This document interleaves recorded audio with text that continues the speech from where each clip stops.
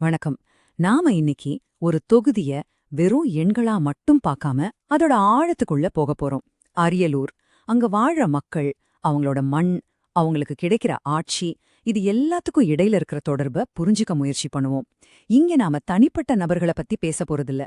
அதுக்கு பதிலா அந்த சிஸ்டம், அந்த அமைப்பு எப்படி வேலை செய்யுது, எங்க கோளாறு இருக்குன்னு அலச போறோம்.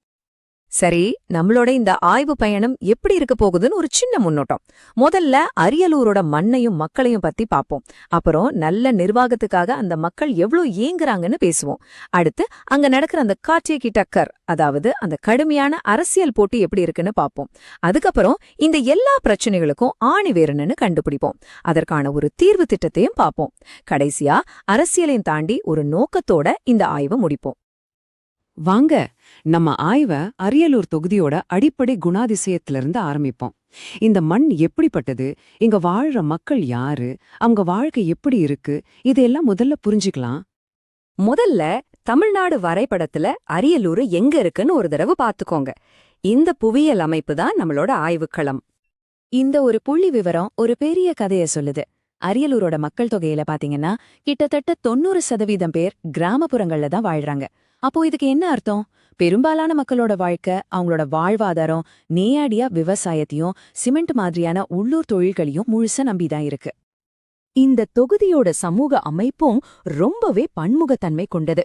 இங்க பட்டியல் சாதியினர் சுமார் 23%, பழங்குடியினர் 1% மேலேயும் இருக்காங்க. எழுத்தறிவு விகிதம் சுமார் 72%. இது ஒரு பக்கம் மனிதவள மேம்பாட்டுக்கான வாய்ப்புகளை காட்டினாலும் இன்னொரு பக்கம் இன்னும் போக வேண்டிய தூரம் நிறைய இருக்குங்கிறதையும் காட்டுது. இந்த நம்பரை ஒரு கணம் நல்ல கவனிங்க. 85%. இதுதான் கடந்த 2 முக்கியமான தேர்தல்கள்ல பதிவான வாக்குப்பதிவு. இது சாதாரண விஷயம் இல்ல. இப்போ அரியலூரோட இந்த அதிகபட்ச வாக்குப்பதிவை தமிழ்நாட்டோட மாநில சராசரியான 74%தோட ஒப்பிட்டு பாருங்க. ஒரு விஷயம் ரொம்ப தெளிவா புரியும். இது மக்கள் அரசியலை வெறுக்கிறதோட அடையாளம் இல்ல. இது ஒரு பெரிய மாற்றத்துக்கான தீவிரமான ஈடுபாட்டோட, ஒரு பெரிய எதிர்பார்ப்போட அடையாளம். மக்கள் அவங்க குரல் கேட்கப்படணும்னு ரொம்ப வலுவா நம்புறாங்க. மக்கள் இவ்ளோ ஆர்வமா இருக்காங்க, சரி. ஆனா அவங்கள வாட்டி வதைக்கிற அந்த முக்கிய பிரச்சனைகள் என்ன? வாங்க, ஆட்சி அமைப்போட ஒரு மிகப்பெரிய தோல்வியிலிருந்து ஆரம்பிக்கலாம். 201க்கு 201. இந்த எண் எந்த சத்தமும் இல்லாம ஆனா ரொம்ப அதிர்ச்சிகரமான ஒரு உண்மைய சொல்லுது. நாம முன்னாடி பார்த்த அந்த எண்ணோட அர்த்தம் இதுதான். அந்த தொகுதியில இருக்கிற 201 கிராமக்குளங்கள்ல ஒன்னு கூட சுத்தப்படுத்தப்படல. எல்லாமே பச்சைப்பாசியும் புழுக்களும் நிறைஞ்சு கிடக்கு. யோசிச்சு பாருங்க, இந்த தண்ணீரை தான் அந்த கிராம மக்கள் சார்ந்திருக்காங்க. இது ஒரு கடுமையான, உடனடியாக தீர்க்கப்பட வேண்டிய நெருக்கடி. ஆனா பிரச்சனை வெறும் தண்ணியோட மட்டும் நிக்கல. இது ஒரு சங்கிலி தொடர் மாதிரி. பஞ்சாயத்து தேர்தல்ல கொடுத்த வாக்குறுதிகள், அதாவது தண்ணீர், சாலை வசதிகள், காத்துல பறக்க விடப்பட்டிருக்கு. தகுதியான பல குடும்பங்களுக்கு அரசாங்கத்தோட நலத்திட்ட உதவிகள் போய் சேரல. ரேஷன் கடைகள்ல கிடைக்கிற பொருட்களோட தரம் பத்தி ஏகப்பட்ட புகார்கள். இது எல்லாத்துக்கும் மேல 2017 நடந்த ஒரு சம்பவத்துக்கு பிறகு சட்ட ஒழுங்கு மேல மக்கள் வச்சிருந்த நம்பிக்கை மொத்தமா சதஞ்சு போயிருக்கு. இது வெறும் நிர்வாக குறைபாடு இல்ல, இது ஒரு சிஸ்டமே சரிஞ்சு கிடக்கிறதோட அடையாளம். இவ்ளோ பிரச்சனைகள் இருக்கிற ஒரு தொகுதியில அரசியல் களம் எப்படி இருக்கும்? ரொம்பவே சூடா, ரொம்பவே போட்டி நிறைந்ததா இருக்கும் இல்லையா? வாங்க, அந்த அரசியல் களத்தை கொஞ்சம் அலசி பாக்கும். இங்க பாருங்க, 2016ல வெற்றி வித்தியாசம் வெறும் 2000 ஓட்டு தான். 2021ல அது 3000 தாண்டுது. அதாவது இங்க ஜெயிக்கிறதும் தோக்குறதும் ரொம்ப மெல்லிய நூலிலையில தான் நடக்குது. ஒவ்வொரு ஓட்டும் இங்க தங்க மாதிரி.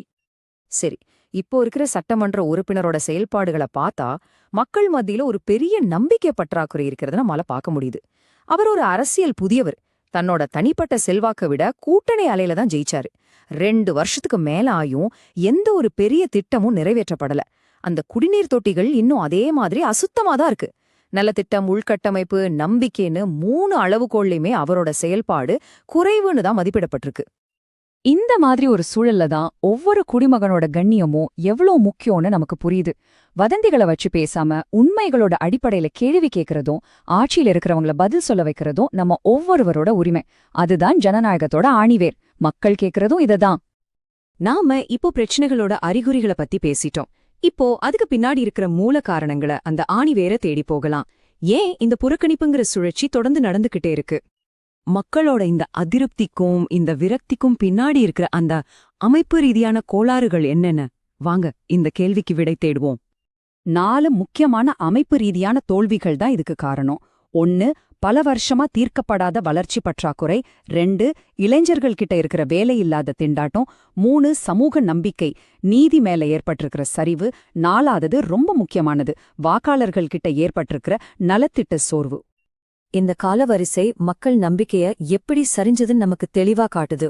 குறிப்பா 2017 நடந்த அந்த துயரமான சம்பவம் சட்ட ஒழுங்கு மேலிருந்த கொஞ்ச நெஞ்ச நம்பிக்கையையும் மொத்தமா சிதைச்சிடுச்சு. அந்த வழக்குல இன்னும் தீர்வு கிடைக்காதது சமூகத்துல ஒரு ஆறாத வடுவா, ஒரு பதற்றமாவே தொடர்ந்து நீடிக்குது. நீதி கிடைக்குமாங்கிற மக்களின் ஏக்கத்துக்கு அது ஒரு குறியீடா நிக்குது. அந்த நலத்திட்ட சோர்வு பத்தி இன்னும் கொஞ்சம் ஆழமா பார்க்கலாம்.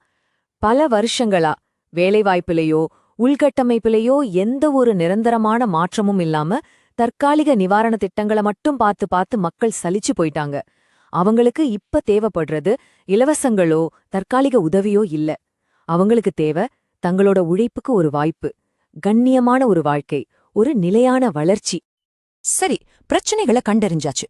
இனிமே வெறும் நோய் அறிக்கையோடு நிக்காம அதுக்கான செயல் திட்டத்துக்கு நகரலாம். இது உறுதியான செலவு கணக்கிடப்பட்ட காலக்கெடுவோட கூடிய ஒரு தீர்வு. இதோ பாருங்க, நிர்வாகத்துல முதலீடு செஞ்சா மக்களுக்கு என்ன திரும்ப கிடைக்குங்கிறதுக்கான ஒரு தெளிவான பொறியியல் திட்டம். திட்டம் 1, 50 கோடி ரூபாயில 24 மாசத்துல குடிநீர் கட்டமைப்பு. திட்டம் 2, 40 கோடி ரூபாயில 18 மாசத்துல சாலை மேம்பாடு. திட்டம் 3, 30 கோடி ரூபாயில 36 மாசத்துல ஒரு திறன் மற்றும் வேளாண் பூங்கா. இதுல சவால்கள் இல்லாம இல்ல, ஆனா ஒரு உண்மையான அரசியல் உறுதி இருந்தா இதையெல்லாம் நிச்சயம் சாதிக்க முடியும். இந்த மாதிரி திட்டங்களை செயல்படுத்தணும்னா மக்கள்கிட்ட இருந்து நிறைய தகவல்கள் வாங்க வேண்டியிருக்கும். இங்கதான் நாம ரொம்ப கவனமா இருக்கணும். இந்திய சட்டப்படி ஒருத்தரோட தனிப்பட்ட தகவல்களை அவங்க அனுமதியோட ஒரு குறிப்பிட்ட நல்ல நோக்கத்துக்கு மட்டும்தான் பயன்படுத்தணும். அவங்களோட கண்ணியத்தை பாதுகாக்கிறது ரொம்ப ரொம்ப முக்கியம். இதுதான் ஒரு பொறுப்பான நிர்வாகத்தோட அடையாளம்.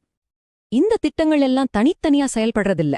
இது எல்லாமே சதுர்முக கோட்பாடுங்கிற ஒரு முழுமையான வியூகத்தோட வெவ்வேறு அங்கங்கள். தாக்குதல், ஸ்திரத்தன்மை, புதுமை, பாதுகாப்பு. அதாவது பிரச்சினைகளை நேரடியா தாக்குறது, நல்ல விஷயங்களை தொடர வைக்கிறது, புதிய தீர்வுகளை கொண்டு வரது, நலிவடைஞ்சவங்கள பாதுகாக்கிறது. இந்த 4ம் சேரும்போதுதான் ஒரு முழுமையான தீர்வு கிடைக்கும். இப்போ நாம ஒரு முடிவை நோக்கி வர்றோம். அரசியலை தாண்டி ஒரு புதிய மக்கள் ஆணையை பெறுவதற்கான பாதை எது? அத பத்தி பேசுவோம். ஒரு இறுதி ஆனா நிதானமான எச்சரிக்கை. இந்த தேர்தலோட முடிவை தீர்மானிக்க போறது மக்களை பிரிக்கிற அரசியல் இல்ல.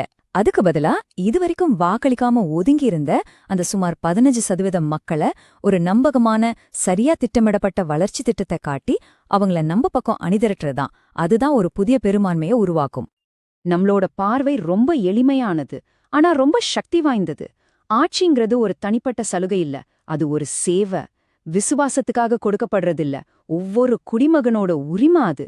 இதுதான் நாம கொண்டு வர வேண்டிய மாற்றம். நீங்கள் ஒரு மக்கள் மையத் தலைவராக மாறி உங்கள் தொகுதியை மேம்படுத்த விரும்பினால் blueprintstrategies.ai mgr@blueprintstrategies.ai என்ற மின்னஞ்சல் முகவரியில் அல்லது 0804201602 என்ற எண்ணில் தொடர்பு கொள்ளுங்கள். அரசியலுக்கு அப்பாற்பட்ட நோக்கம்.